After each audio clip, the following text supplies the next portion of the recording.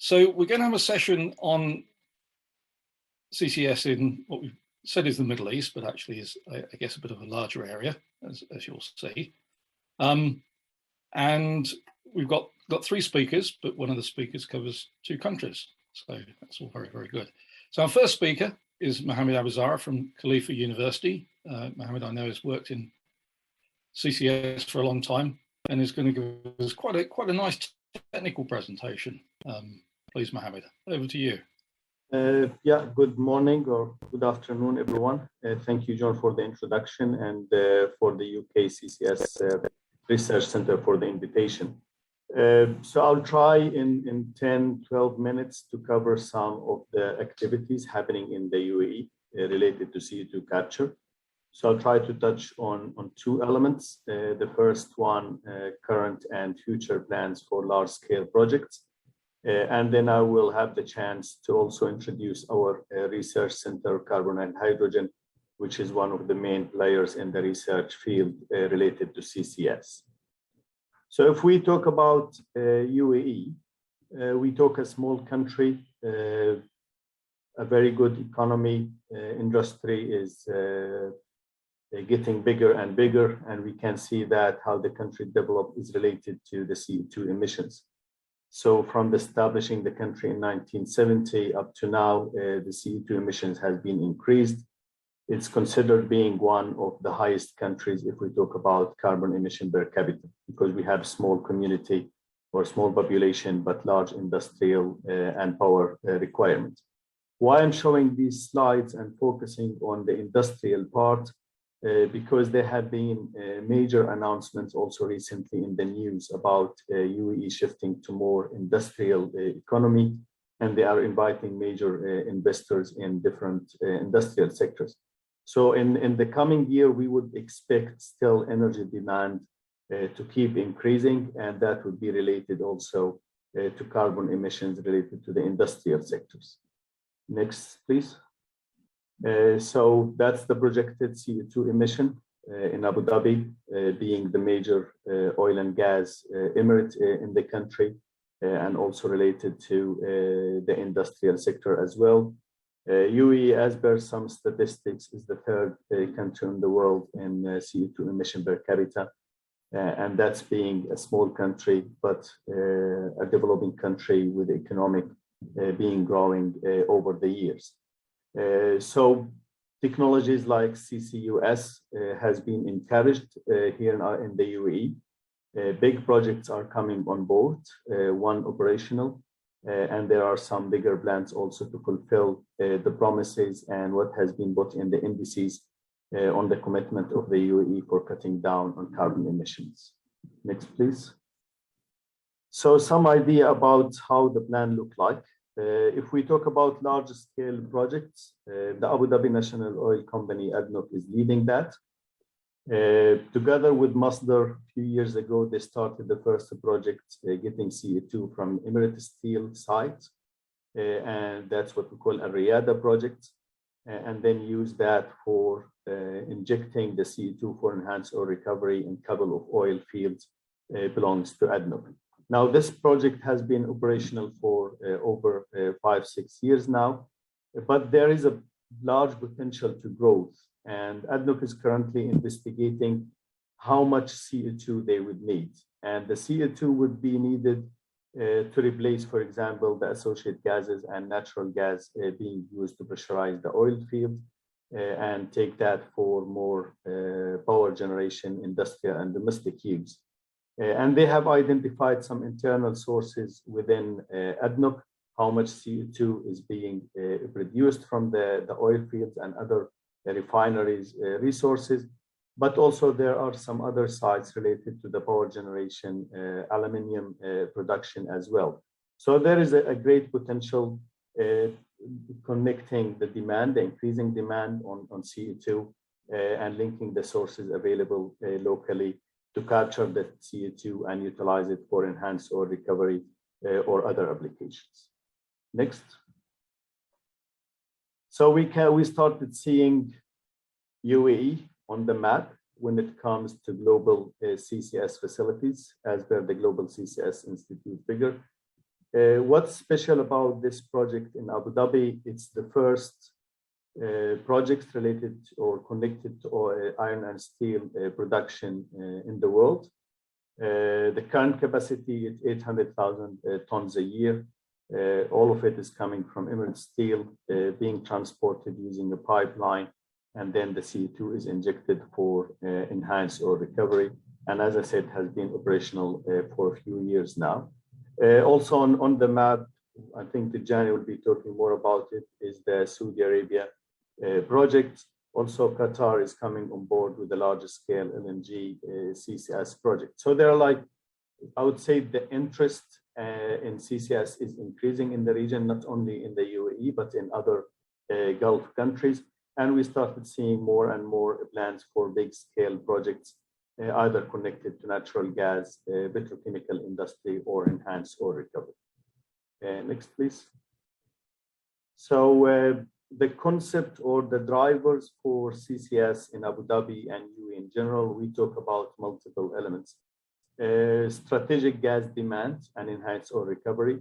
Currently, the country doesn't need enhanced oil recovery, but future could bring that need as well. And the need for increasing the local dependency for the gas or natural gas utilization for domestic applications. Commitment of the UAE to reach 30% clean energy by 2030. I mentioned the indices and how they include the reduction for carbon emission. In addition, they aim to become one of the global and regional leader in the field of CCS. So there is a connection between what the government is looking for in terms of regulation and cutting emissions, what ADNOC have in terms of resources for CO2 and the needs for enhanced oil recovery. And that all together as integrated approach can lead to more and more CCS projects. Next, please. So the first project that I've mentioned, we started with a field study back in 2010. It went through different phases of development and construction, and it was officially opened or launched for operation in 2016 and has been operational since then, with the capacity of 800,000 ton CO2 being captured, transported, and used for enhanced oil recovery every year. Now, ADNOC has published some more new ideas for projects, some of them in the field studies stage, but others in more developed stage where they start identifying potential technologies and sources of CO2. So we would expect by the next, I would say by 2025, to see at least another larger scale project being constructed in Abu Dhabi for carbon capture. It would be connected to enhanced oil recovery, but also there are some smaller ideas for other utilization option for the carbon that will be captured. Next, please. This is just like a schematic technical flow how the Emirates Steel project look like. Now it is kind of special in a way that the carbon dioxide produced from this direct reduction the iron process is almost pure because amine process is used to capture the CO2 from the syngas and then recycle it back to the process. So the captured CO2 coming out of this DRI process is nearly pure, and that helped making it an early hanging fruit for deployment of larger scale CCS projects with just the requirement for drying compression, and that makes it an easier first project in the country. Next, please. So the second part I want to talk about is our research and innovation center on carbon and hydrogen, which has been established a couple of years ago at Khalifa University with the aim to become a world leading center of excellence And that covers a wide scope from modeling to novel material development to demonstration or lab scale projects, both for carbon capture utilization, but also we look at hydrogen as a full supply chain from production, storage to transportation. So our mission is to carry out state-of-art research, looking for some innovative ideas and to collaborate not only within our boundary of country, but also in the Middle East and globally, and this is what we have been doing. So we try to become a central or focal point for research, technology transfer, and also increasing the awareness of CCS or the need for CCS and hydrogen as an alternative fuel in the Middle East, and help the country with the whole mission of 2030 clean energy strategy for Abu Dhabi and the UAE. Next, please.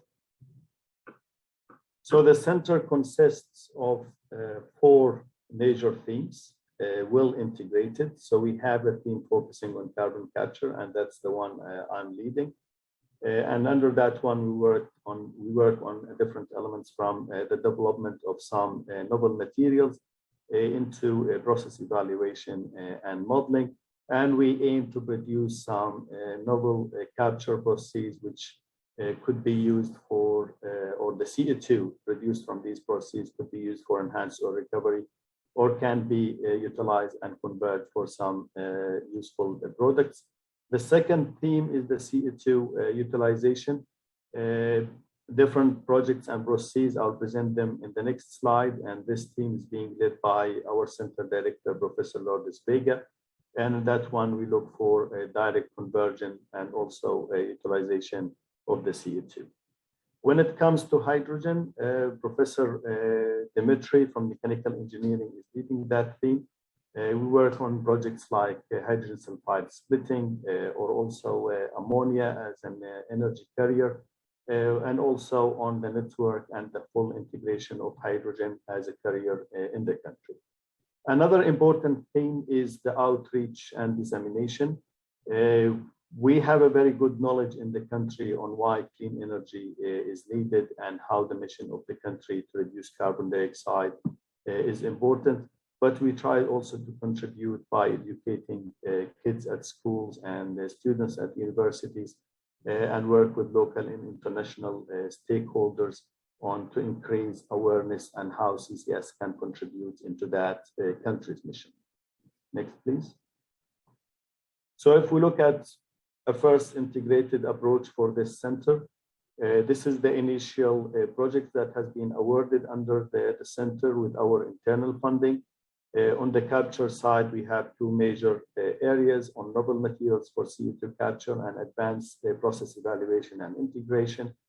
On the CO2 utilization, we have 3 projects, solar-driven conversion of CO2 into fuel and high-value materials, machine learning approaches for material development for CO2 utilization, and then we work on direct use of CO2 capture from waste to material. And examples of that, the use of steel slag and also the rejected brine from desalination plants for CO2 conversion.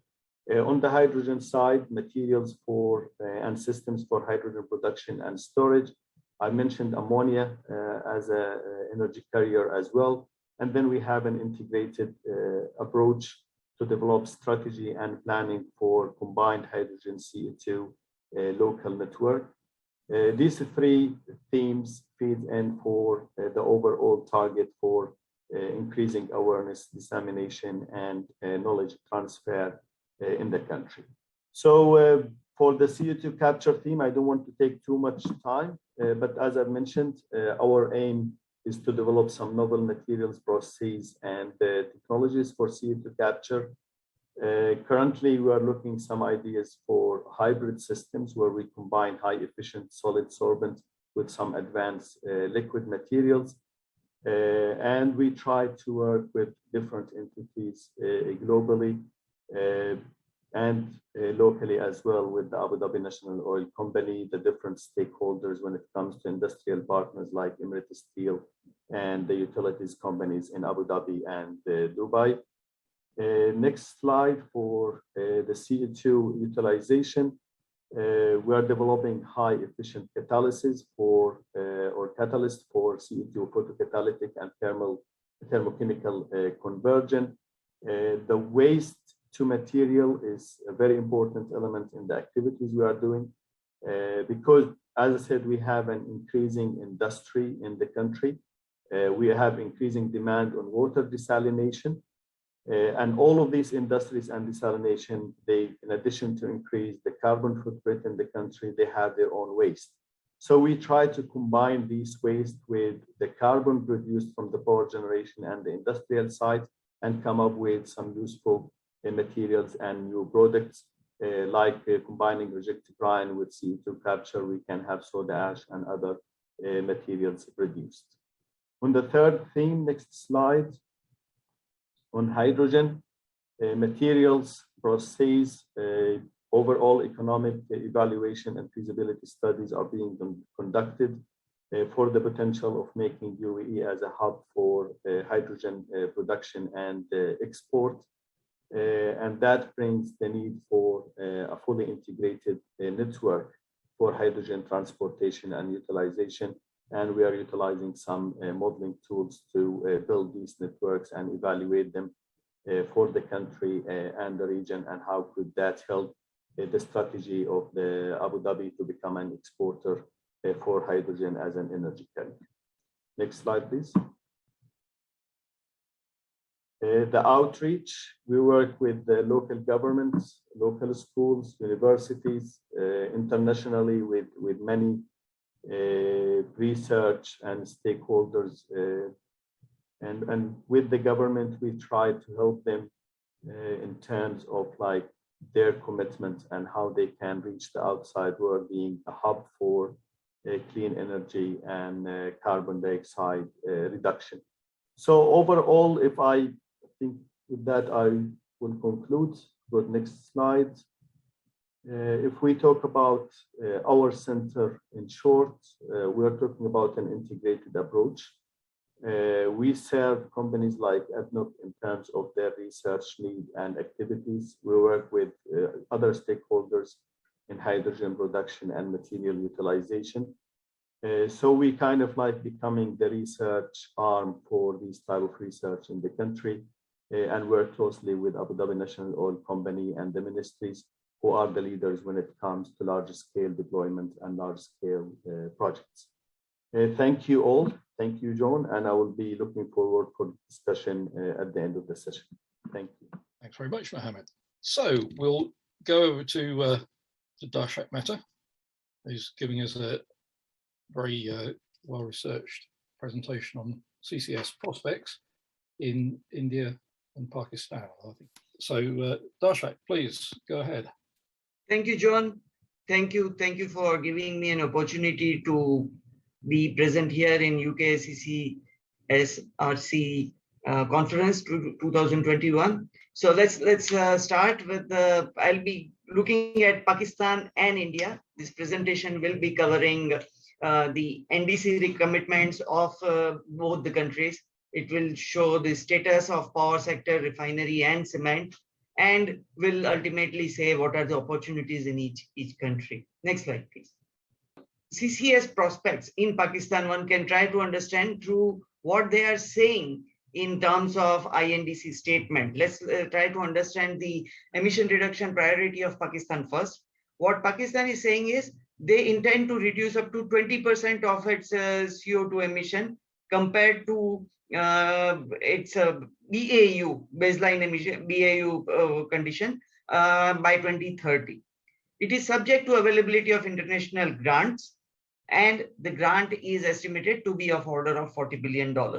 So this is what Pakistan intends to do with sufficient support from the government. Next slide, please. So, and how is Pakistan viewing CCS? So what it says is carbon sequestration is something, there is no plan for them, but the carbon, they would like to review that and have a close tab on it. That is what it says is, yet it would become relevant given availability of resources. As a matter of fact, Pakistan has taken some grants to understand and train their manpower, and they have explored. There are discussions over there.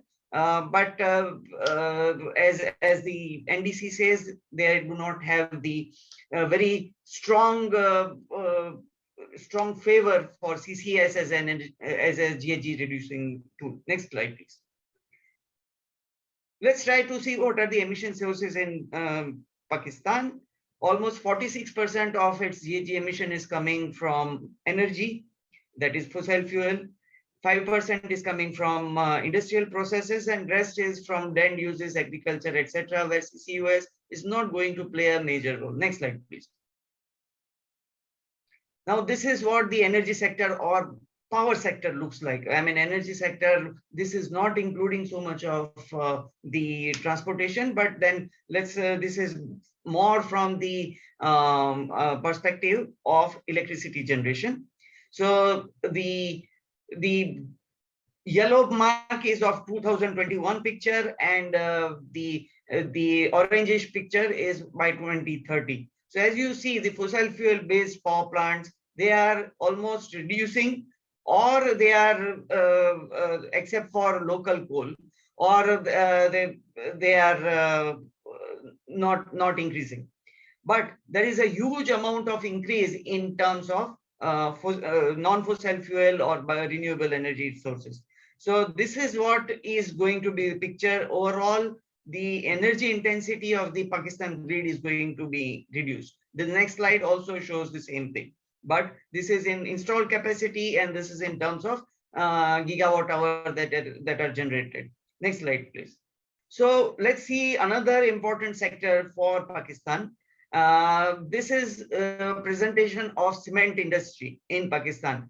The left hand side, it is world's top 15 or 20 most important sectors which are producing cement. And on the right hand side is 2030 picture. Now this is 2030 picture. We are having entry of Pakistan, and Pakistan is going to be 6th largest cement producer of the world.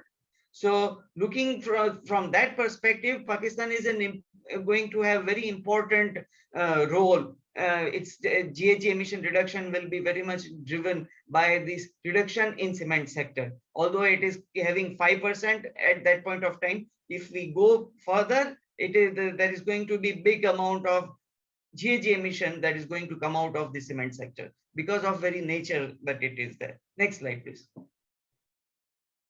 Let's try to understand what Pakistan intends to do in terms of oil and gas. So domestic natural gas, which is going to be production of CO2 at source at the domestic natural gas and natural gas processing, that is going to be reduced, but that is a substantial amount of domestic natural gas that is produced in Pakistan. Refining capacity is going to be more than double in Pakistan. So that's going to be a big chunk of emission that is going to come out of Pakistan in that period of time. Next slide, please. So this slide is showing more of the CO2 storage to complete the picture. See, CCS, we will have carbon capture. So there are sources. Then there should be sinks. So these are the sinks which are there mostly in the left-hand side of the country. I mean, that is eastern side of the country, and that is where the sources are there. So that's one of the things one needs to see as to how the CCS can play out in overall in the picture. Next slide. So looking at this, say next 10 years to 20 years.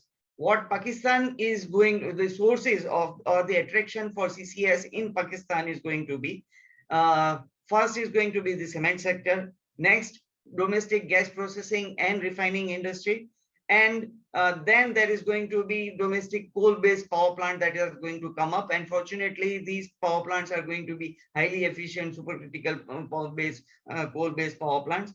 So they also will be having an opportunity, posing an opportunity for us.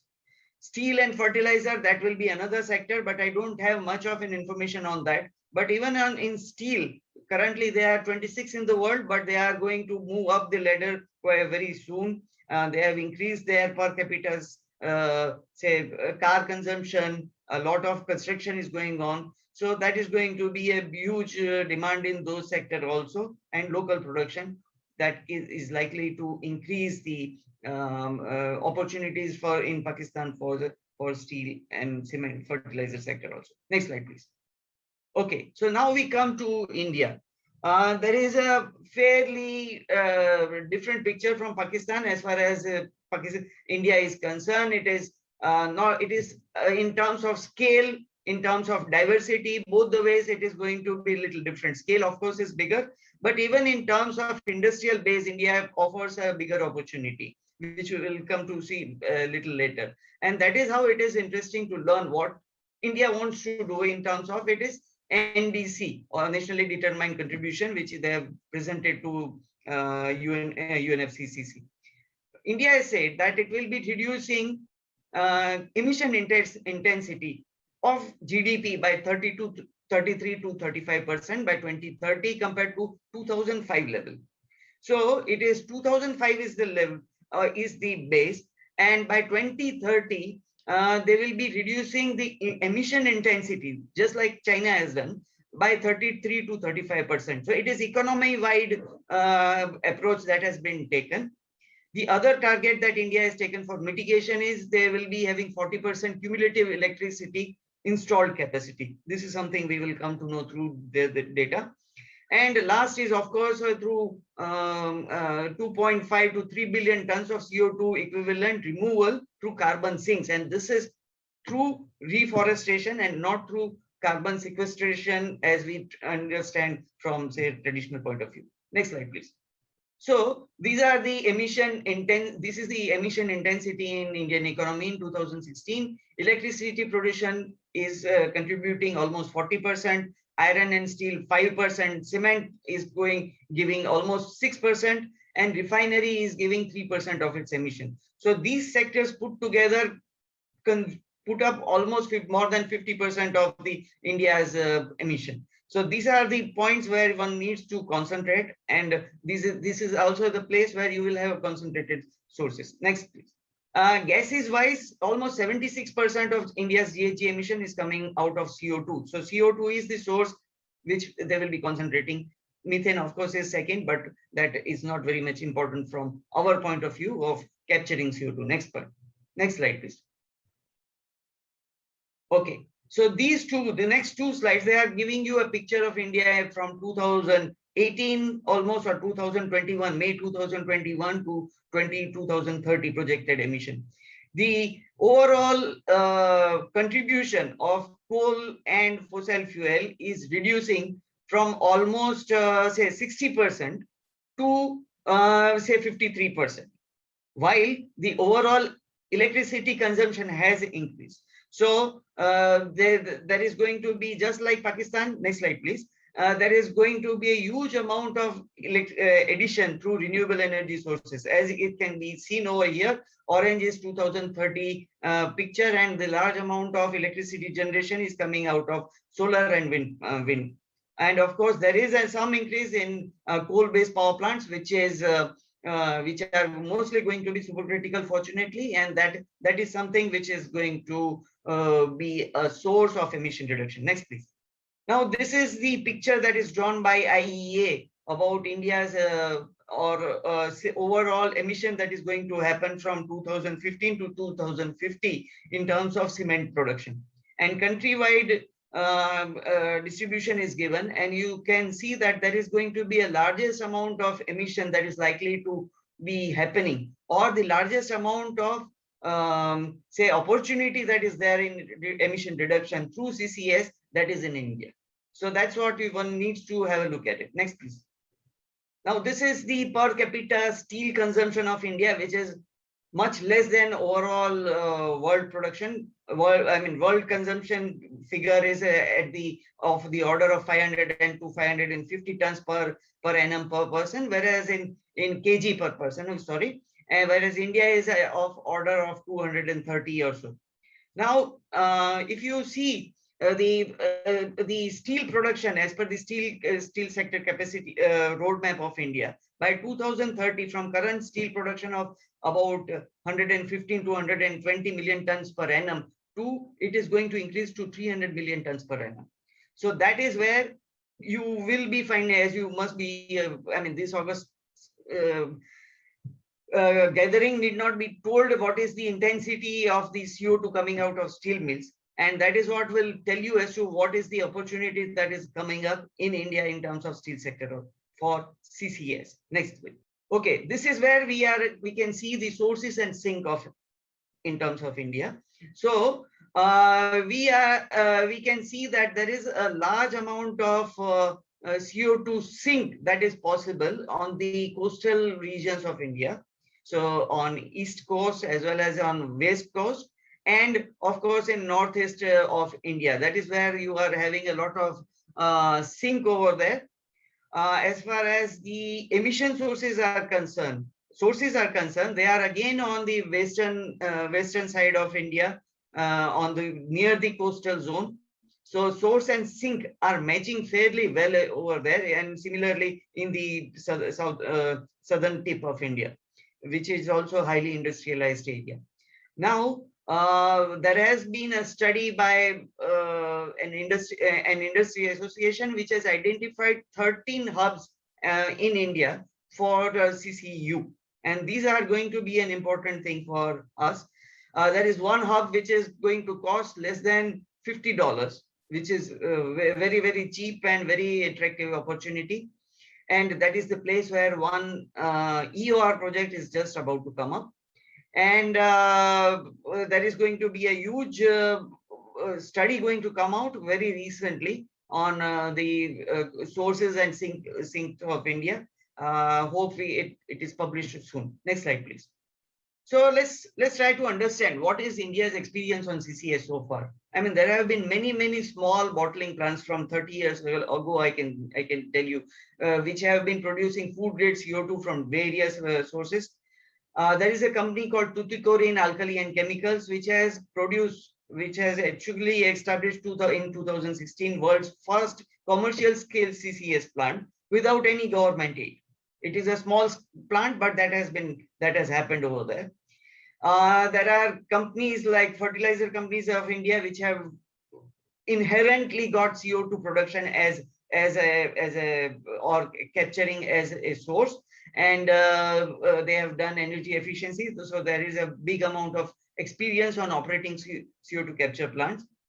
As far as technology development is concerned, Indian Oil Corporation of India, they are developing a number of technologies for CO2 to ethanol. They are also trying to make CO2 to biodiesel and omega-3 fatty acid in collaboration with different companies.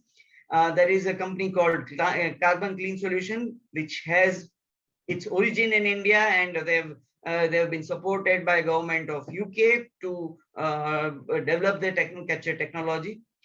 Breath Science, this is another technology company coming out of academia, which was finalist in recently concluded Carbon X Challenge.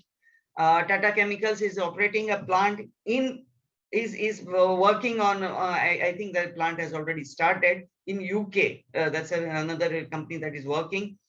The previous presentation has already talked about Dotsel, which has got they have got an contract to build that CO2 pipeline in Middle East. That is what they have done. Dastur & Company is another prestigious company which is working on steel sector, and most of the leading energy engineering solution providers, they have got their design offices, back offices in India. So that is where there is a huge amount of manpower that is there in India, and which can be rich experience. Let's go to last two slides. I won't take next slide, please. Yeah, what is the attraction for India to go for CCS? One is NDC requirement, which will keep on increasing increasing its intensity over every 5 years. So that is one of the things which is going to make the CCS more and more relevant. Second is border carbon adjustment tax, which is being promoted by European Union. And since India may want to export a lot of its products, this is something that will be driving decarbonization of industry, and that's where there is a possibility. Next, please. So coming to the last slide, let's try to understand as to what are the opportunities of CCS in India at a macro level. One is you can take India as a research partner or technology supplier or engineering design center. That is one of the things you can surely think of India, and they can be a good partner for you. India has already got EOR regulation in place. Unlike the rest of the world, this is one of the things that has happened, and CO2 emission, CO2 is considered to be one of the ways of EOR. And there is already one EOR project in planning with the US government help in western part of India.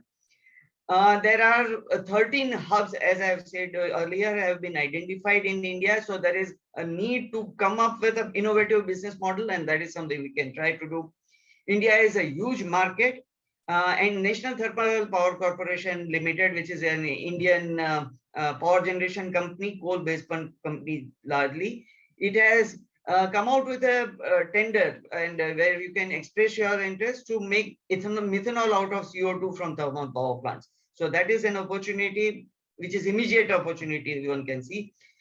Feasibility studies and actual storage, that is something India would like to know and would like to understand. They know that geology well. It is only the context that has to be taught to India as to how these things are applicable for storage. Refineries, current cement and steel companies, these are the places where you will really find a lot of attraction for you. With that, I hope I have met my time. Thank you, John, for this opportunity. Thanks very much. I really appreciate the work that you've put into covering a very, very, very rich area for CCS. It'll be interesting to see how that field develops. Well, country where CCS already has developed is Kingdom of Saudi Arabia, and we've got Tidjani Niass from Saudi Aramco is very kindly going to come on and tell us something about it. And I think I first met Tidjani as I guess it's co-chair of the ACT program and Mission Innovation. That was very, very interesting. And I think you can tell us quite a lot more than, in fact, are in the slides about CCS. So looking forward to hearing what you've got to say, Tidjani. The floor is yours. Yeah, thank you, John. So good afternoon and good morning. So thanks also to the UKCCS Research Center for giving me the opportunity to speak today. So in my talk today, I will address the CCS landscape in Saudi Arabia. So you already moved to the next slide, which is great. So, I mean, I will start by explaining the energy and environmental situation in Saudi Arabia so we better understand the context in which CCS is being developed. So the Kingdom of Saudi Arabia has abundant energy resources, not only in the form of oil and gas, but also in the form of solar and wind energies because of its geographical location. So the country has moderate CO2 emissions at about 600 million tons of CO2 per year, but the kingdom's emissions per capita are quite high compared to similar economies. So the environment also in the kingdom is quite tough. For those who have visited Saudi Arabia, you have noticed that this is a harsh and hot weather location where the outside peak temperature could reach around 45 degrees Celsius during the summer. So, and I have been living in these conditions for quite some time, okay? So water and food are scarce, and actually water desalination and air conditioning are significant contributors to CO2 emissions. So the food, water and energy nexus is central to any development plan in the kingdom. CCS in this context should align economic development aspirations and environmental imperatives such as the climate change. So the Kingdom of Saudi Arabia emission management program require a holistic approach that integrates natural resources endowment, again, oil and gas, renewables, and also environmental imperatives such as the climate change. Next slide, please. So that holistic approach, I'm sure that you heard about it, is the circular carbon economy framework the Kingdom promoted during its G20 presidency last year, which was also endorsed by the G20 leaders as a holistic, inclusive, and pragmatic approach to promote economic growth while enhancing environmental stewardship through managing emissions in all sectors, including energy, industry, mobility, and food. So here you see the element of the energy, food, and water nexus being clearly articulated.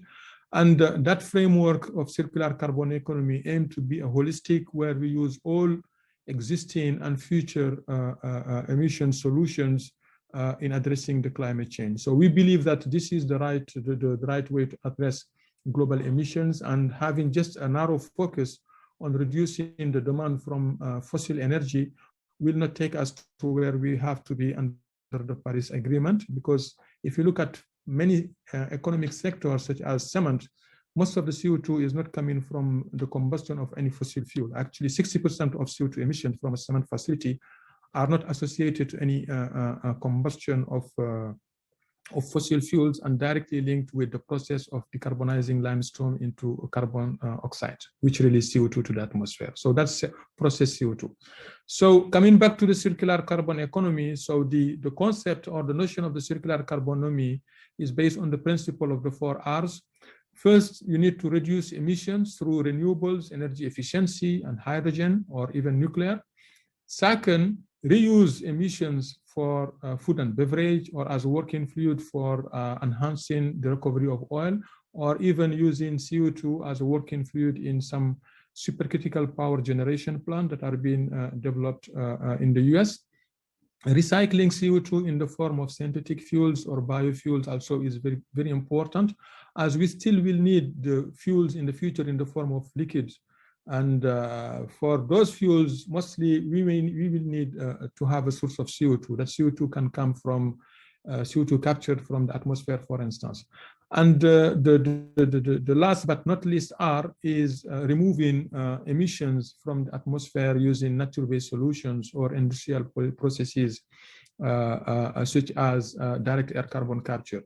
So if we compare the circular carbon economy to the well-known circular economy, which focuses mostly on materials flows and waste management, you see clearly that the circular carbon economy is designed around managing emission and greenhouse gas, around managing energy and greenhouse gas emissions.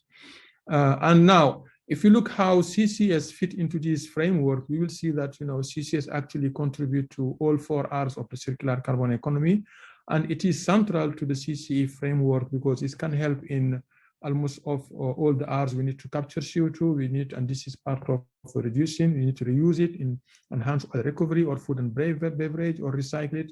For all these technologies, you need CCS. Next, please. Now, if we zoom more specifically on the CCS value proposition for Saudi Arabia, you see that CCS has a very strong rationales for Saudi Arabia, including emissions management across key industry sectors, and this is what we share with almost any other country that are focusing on CCS. But also CCS will help economic diversification by building new low carbon industries such as low carbon cement, low carbon steel, low carbon hydrogen in the form of blue, or even in the form of blue hydrogen. And also CCS will support long-term oil demand, because in the kingdom we have one of the world lowest production costs and also the lowest upstream carbon intensity across the oil and gas industry, which is around 10.6 kilograms of CO2 per barrel produced, while the industry average is around 40. So in addition to those value added, CCS can help also maintaining and creating new jobs in key industrial clusters. In the kingdom, we have large industrial clusters in the eastern province and also in the north, where thousands of jobs have been created around the oil and gas industry. So CCS will help maintain those jobs. CCS can also contribute to decarbonizing key industries such as power, water desalination, oil and gas, chemicals, and industry at large, enabling the production of CO2-free hydrogen and other low-carbon products. Next, please. Now, in terms of capabilities in the kingdom, there are significant CCS capabilities in the Kingdom of Saudi Arabia, covering both research and development, technology deployment with large-scale plant in operation, and also policies and think tanks also helping to guide decision makers. So because of the limited time, I'm not going to provide details on each of these, but I will just give you an overview of what we're doing in each of one. So our R&D focuses mostly on improving CO2 capture performance and reducing the cost, enhancing the use of CO2 into synthetic fuels, chemicals, or mineralization for building materials. And those are very essential to the circular carbon economy framework. So this is from the R&D part. So at the government level, also the Saudi Ministry of Energy is an active member of key CCS organizations, such as Mission Innovation, where we collab with the UK government, the Carbon Capture Innovation Challenge. We are very pleased with the joint accomplishment by the Saudi government and the UK government in terms of raising investment in CCS R&D, improving international collaboration, and also recommending priority research direction. So this is one of the key outcomes of Mission Innovation, where we have identified around 30 very tough scientific challenges that if we as a global scientific community solve, we will put CCS in a path to have a tangible deliverable in addressing emissions. So the Kingdom is also a key member of the Clean Energy Ministerial CCS initiatives, where we are trying to promote policies and deployment of CCS across the globe of around 10 countries. And we are also actively participating in the Carbon Sequestration Leadership Forum. So now on what we have done at large scale CCS facilities, I will provide more details in the next slide, please. So Saudi Aramco is operating one of the first large-scale CCS project in the region since 2015. So this is the Othmania project. So the project has the capacity to capture up to 0.8 million tons of CO2 per year from a natural gas liquefaction plant located in Hawiyah, which is in the eastern province. And we have built an 85-kilometer pipeline to transport the CO2 from the capture facility to the Othmania field, which is part of Gawar. And Gawar is the world's largest onshore oil field. So this is where we experiment our CO2 enhanced oil recovery project. So the project is equipped with an extensive CO2 monitoring and surveillance program with more than 1,000 seismic sensors to monitor the sequestrated CO2 underground, the CO2 plume evolution, the CO2 breakthrough speed, and also the oil saturation. So by far in this project, we have achieved more than the industry average sequestration numbers. But I have also to stress that Saudi Aramco doesn't need CO2 EOR as part of its operation today, as most of our reservoirs are still young and our cost of production are very low. So this Othmania CO2 EOR project is a research project and contribute to improving our understanding on how CO2 behave in our reservoirs as part of our strategic resource planning. Next slide, please. So in the same year, also another Saudi company commissioned, I would say, the world's largest CO2 to chemical facility in the eastern province in Jubail. So this is with SABIC. The project captured up to 500,000 tons of CO2 per year from an ethylene glycol plant and utilize it for the production of methanol, urea, and liquid CO2 for food and beverage. So I think that's my last slide and conclude my presentation. Thank you very much for listening. Back to you, John. Thank you. Okay, thank you very much. That's thank you to all the speakers. Just to sort of get things going on a common footing, we've heard quite a lot about utilization. How important do you think it is that have the U in CCUS in your different areas. And I guess sort of linked to that is the other side of that. How important is actually net zero?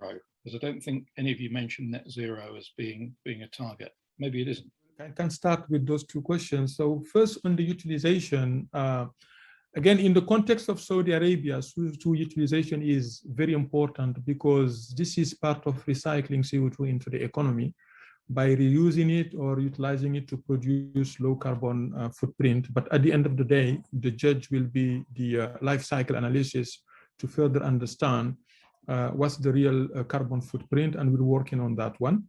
Now, in terms of emissions management at the country level, and I would say even at global scale, there is no doubt that expectations are on significant CO2 stored underground. So the CCS, carbon capture and storage or sequestration, is a must-have in any credible emissions assessment scenario. The utilization, I would say, is a nice to have, right? It would be great to make use of existing infrastructure, take the CO2 from there, and then value it as a waste material. And actually, if I take the example of Saudi Aramco, so this is what we did in the 70s with our associated gases that were coming with our oil production. We were able to utilize those waste material at that time and use them inject them in the kingdom economy in the form of petrochemicals and large industries. So this is a very nice example of how we can use waste material to enable economic development. So yes, utilization is also very important, but in my opinion, to a much less extent compared to CO2 storage.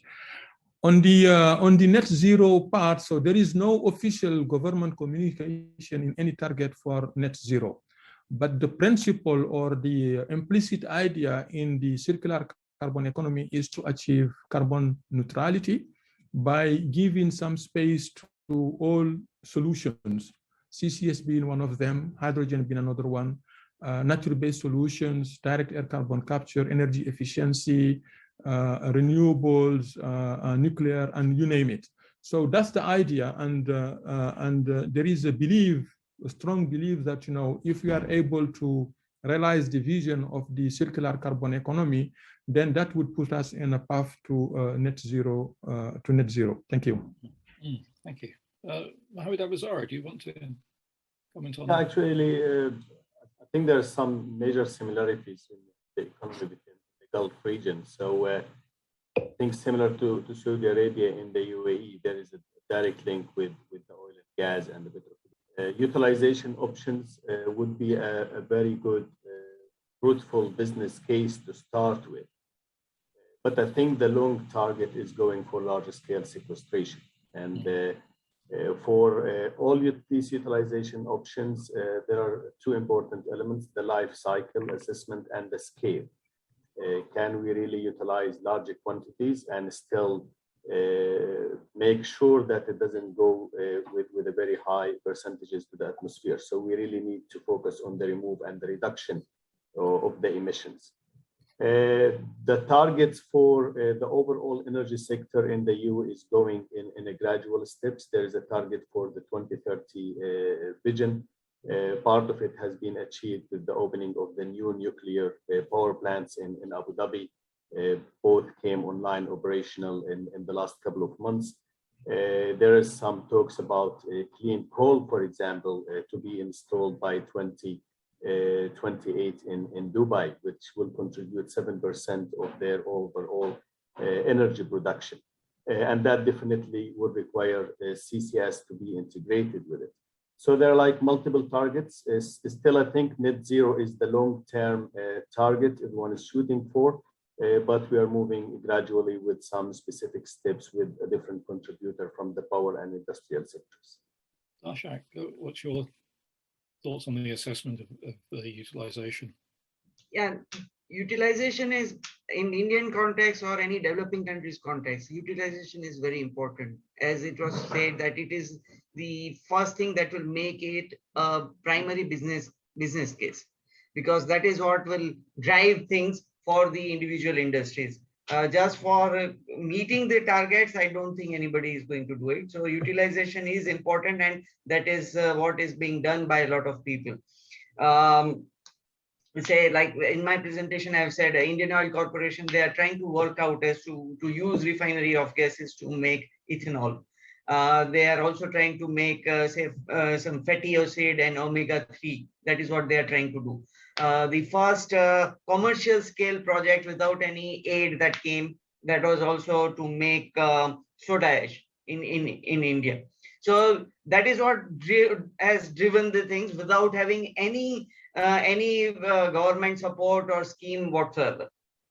So utilization will drive things initially, at least. Later on, of course, it will move to storage, and but that is something one has to take.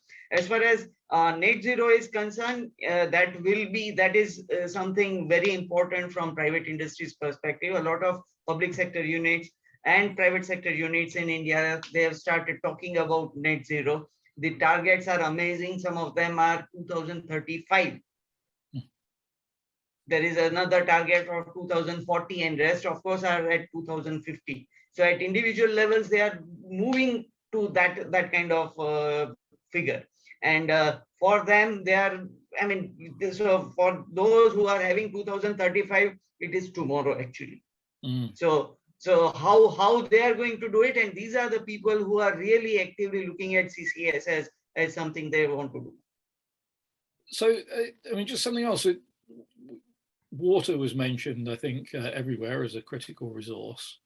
How much concern is there about increased water use with carbon capture and storage, or ways of engineering that problem away, or indeed combining carbon capture and storage with water use? I don't think anybody mentioned producing water from saline aquifers, for example. I don't know if that's an issue anywhere, but water and CCS, how does it figure? Mohammad, shall we ask you first this time? Yeah, I think talking about water is a major issue in the region. And I think it's even more important question to talk about water security than energy security in this part of the world. There is a large dependency on desalination, and that is expected to increase. There have been major initiatives on reducing the environmental impact of these desalination plants.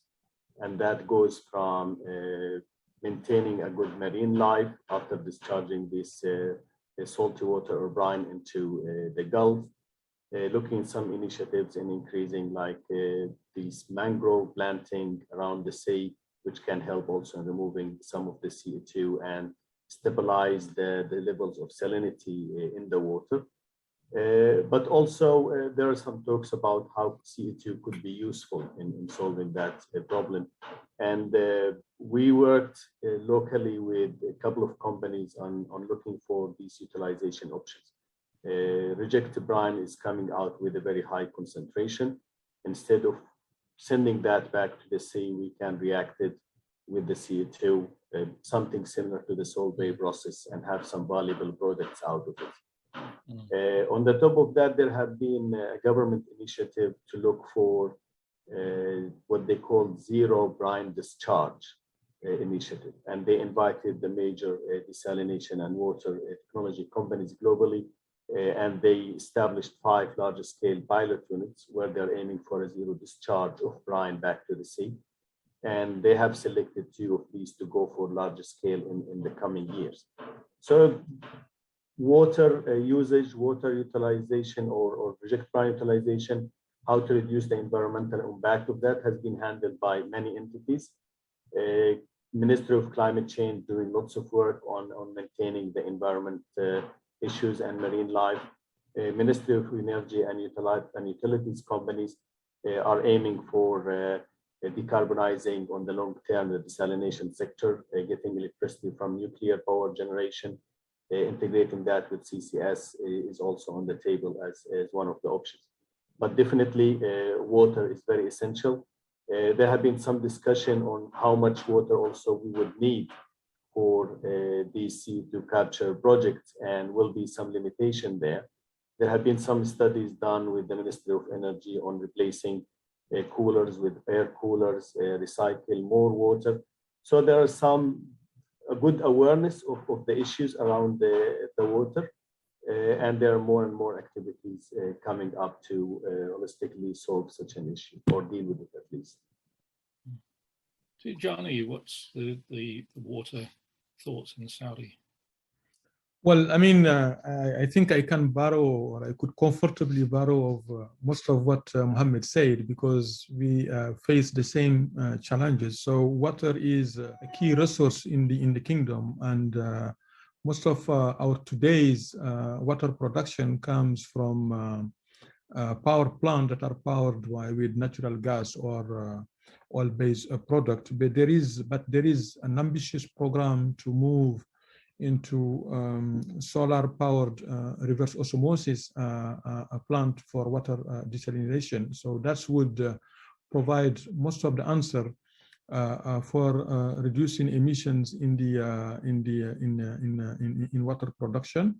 So in addition, also the entire electricity generation mix from the kingdom is diversifying very rapidly. Very ambitious target to achieve more than 40% of renewable energies in the form of solar and wind by 2030. So most of this electricity will go also into water production and also maintaining for heat, for cooling in the buildings. So yes, water desalination through CCS could be a very good prospect, but it seems that renewable powered electricity would be the short-term solution. Darshak, what's the thoughts on the Indian subcontinent? Quite frankly, CCS and water has not been, I mean, I'm a little bit stumped by this, honestly. But probably the situation is not as grave as it might be in say Saudi Arabia or other places. But I can foresee that say places where there are steel plants, a lot of steel plants are in middle of the country, and that is where there is going to be some amount of water stress which will have to be met and which will have to be thought of. Other than that, I mean, I think this is something that has to be seen and explored. Basically, I wouldn't say I've encountered much about that. And India is not having so much of experience as Saudi Arabia and Middle East is having. Yes. Okay. On the technology,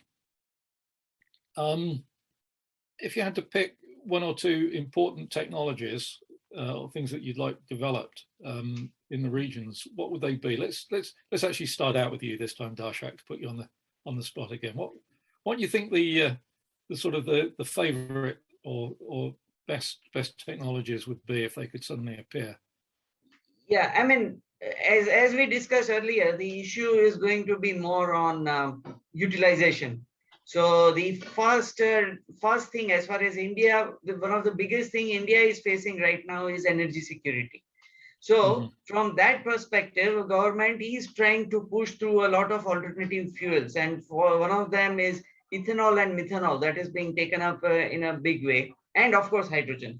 So these are the three things which are being thought of as and these are the end products.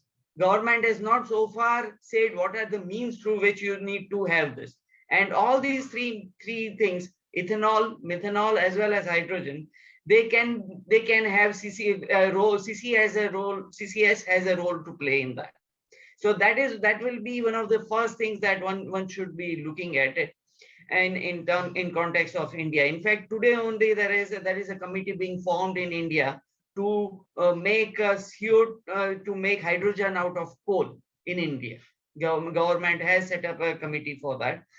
There is also something we have heard on oil and gas industry talking a lot on CCS with respect to utilization.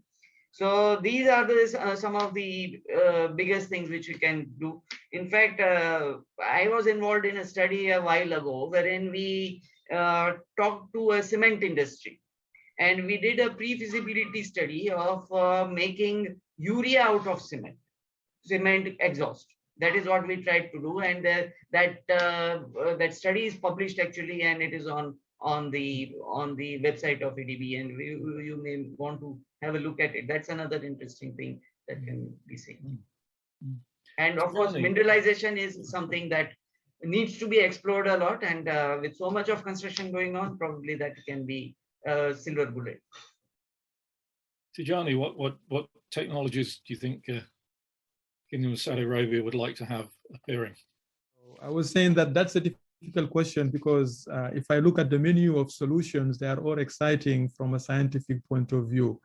But I strongly believe that hydrogen and direct air carbon capture are very key critical technologies from which, if we are able to scale them up, we will solve a big chunk of the climate puzzle. Because with hydrogen, we can address multiple hard to abate sectors. We can provide fuel for the transportation, and this will be could be also combined with CO2 to produce e-fuels, to do many different kinds of things.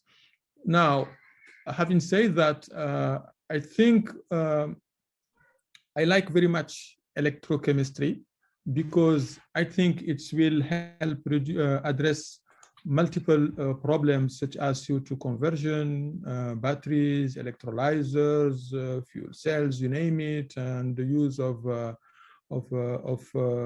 direct air carbon capture through electro-swing adsorption, for instance. And the good thing with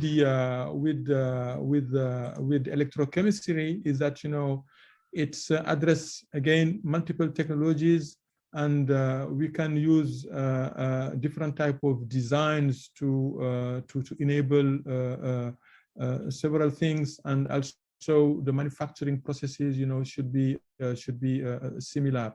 So electrochemistry, if we are able really to solve the fundamental scientific challenges of electrochemistry, then CO2 become a valuable product for many different low carbon products. And just I mean, one point on that, how much is direct air capture being looked at just to use with your conventional oil production? In other words, to effectively capture the emissions? Well, we see it as a critical long-term solution. So for now, capturing CO2 from stationary sources is more practical, because we want to put ourselves, you know, in a trajectory that is consistent with the goals of the Paris Agreement. So there is plenty of CO2 in Saudi Arabia from our gas plant that we can capture today and make use of them. And as you may know, direct air carbon capture is costly today. Cost of capturing 1 ton is somewhere between $400 and $500 per ton. But the good news is that things are changing rapidly, you know, when it comes to innovation. So in the past, I remember when I was in France at the Institut Français du Pétrole, to develop a refining process, you need around 10 years. This times around, with artificial intelligence, with accelerated innovation processes, you know, we can do things much quicker. So there is a good hope that, you know, in the next 5 years, direct air carbon capture will be around or less than $150 per ton. So that would be a great achievement. And then, you know, the planning of those technologies will start, let's say, in the next decade, comfortably. Mohammad, is there anything left for you to? Yeah, I think at the end, the choice of technology, we should think into the current market and what we have in the country. Talking of direct air capture, I'm just catching from the last point you were discussing. What we have been proposing in Abu Dhabi is to link that to the closed building environment control. We have an issue with lots of AC being used. You recycle fresh air from outside the buildings. Direct air capture could help in reducing that amount of fresh air coming to the building, and you recycle the cold air. So that will reduce your bill on the energy and the pressure for the AC. And that's something like we started. In other words. Sorry? That's like a submarine air. Yes, Yeah, so we are working currently or something like that. We're doing the building modeling, including direct air capture and how much that could help in reducing energy usage and increase energy efficiency in the buildings. So again, the market sometimes needs to drive you on these technological options. Alternative fuel, especially hydrogen, is with an increasing interest in the region. And CCS will still be an elemental and important component when it comes to hydrogen production in the region. So these two could go hand in hand, where we can see hydrogen as an alternative fuel with some advanced carbon capture technologies. There are some, I think we shouldn't forget that we need still more and more larger scale deployment of the conventional close to the market technologies from the bulk sources. So that's something I would like to see more and more in the region, not just to stop with niche markets and niche applications, but to see bulk CO2 being captured and stored hopefully in the near future. Mm. Mm. And I mean, let's just follow on for that. What do you see as the barrier to that? Because as you say, the technology is there. Yeah, I think that the technology is there. If we are willing to pay how much a conventional technology costs and we can control it well, what you need, I think, in globally and in the region, you need political and regulatory decision to move forward with some push for the power sector and industry to make this deployment, with some international kind of agreement to make sure that everyone is moving at the same time. We're not moving where everybody else is just waiting to see what will happen with our experience. So these kind of like driving force are needed, but personally, I believe capture technology from bulk stations are conventional and available. We just need the decision to utilize them. Mm-hmm. I mean, is that the same, do you think, for the Kingdom, Tidjani?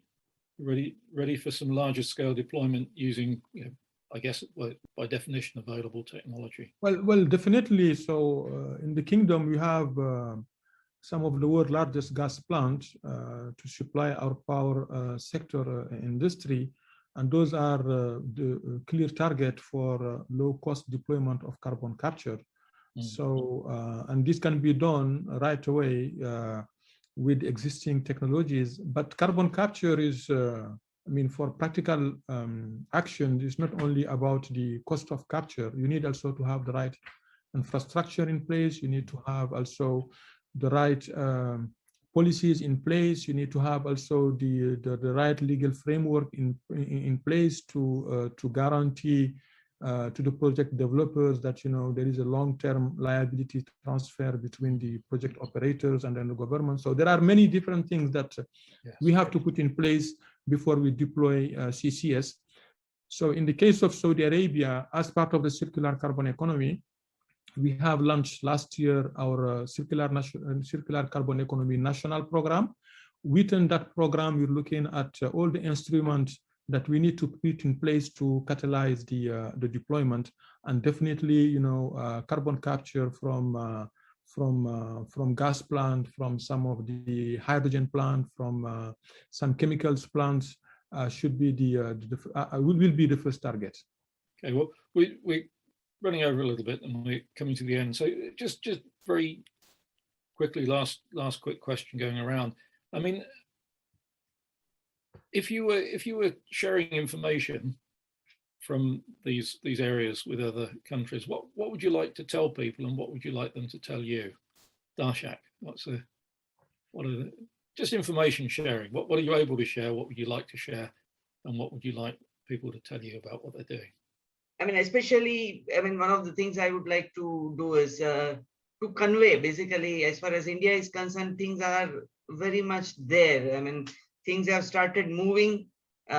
It's just that activities we don't see on surface, but things are moving. That is what I feel. I mean, that's my guess from last 2 to 3 years, whatever I have seen, now things are moving really. Mm-hmm. One of the things that requires is probably convincing the government officials that this is working and this is need of the day.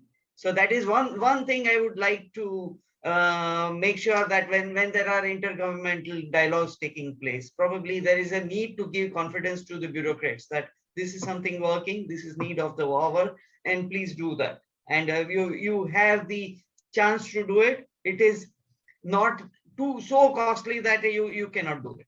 I mean, it is very much within the range now, and probably if we see the cost of carbon that is coming, it is easily projected at in European markets and other places more than $100, which is covering the CCS cost basically. What would be what would you tell people, and what would you want to hear? Yeah, I think in short, in the UAE, we have the vision, and we have kind of like the targets where things are moving with the whole clean energy sector. What we could be looking for is more of international collaboration and working with the entities globally when it comes to the research and demonstration. There are some good capabilities in the country and in the region. There's some very good will and commitment into moving forward with multiple technologies. If a good business case is built with some good collaboration, I think we can even move forward faster. And we are always welcoming any contribution and any collaboration. Thank you, John. Tidjani, what would you tell the world from Saudi? Well, first of all, I will tell the world that CCS is not an option. Right? So we need CCS, and it's a mature technology. It's proven. It's ready for scale deployment. We need to work together to put in place the right environment in terms of policies, in terms of regulations, in terms of legislations to accelerate the deployment of CCS. And the good reason is that the more we delay CCS deployment, the harder it will be to achieve any climate goal, and it will be more costly also. So time is now to start deploying CCS. It's something that we have been doing over the past 2 to 3 decades from the industry, not only from the oil and gas, but also across some industries such as steel, as Mohammed mentioned, okay? And we need to start developing those large-scale plans to have an impact on emissions reduction. But this will come only if the government step in with a very strong partnership with private sectors, including industry, including the finance sectors and all stakeholders, and even to the public society. There is a need for recognition of CCS as a very powerful and effective solution for addressing emissions. It's a shame that today in the around 200 NDCs communicated under the UNFCCC processes, only around 13 of those NDCs include CCS in their mitigation strategy. So I think this has to change. We need to see more and more countries committed to CCS, working with those who have the knowledge to unlock their CO2 storage potential, to get the finance in terms of building their capacities when it's come to CCS. Well, it's maybe not a very appropriate example for the Middle East and those areas, but we always have the example of a snowball. That if you build up the core and then you roll it around, then other people pick up. So maybe the 13 will be able to be the core of something that grows effectively. I mean, at least it's good we've got 13, isn't it? It used to be fewer than that. So yes, it's progress. Anyway, thank you very much, everybody. Sorry for the trouble at the start. We're stopping the session now, have a lunch break. There is some networking available over lunch, informal networking, and then we'll come back for the next session in about 50 minutes time. Okay, thank you.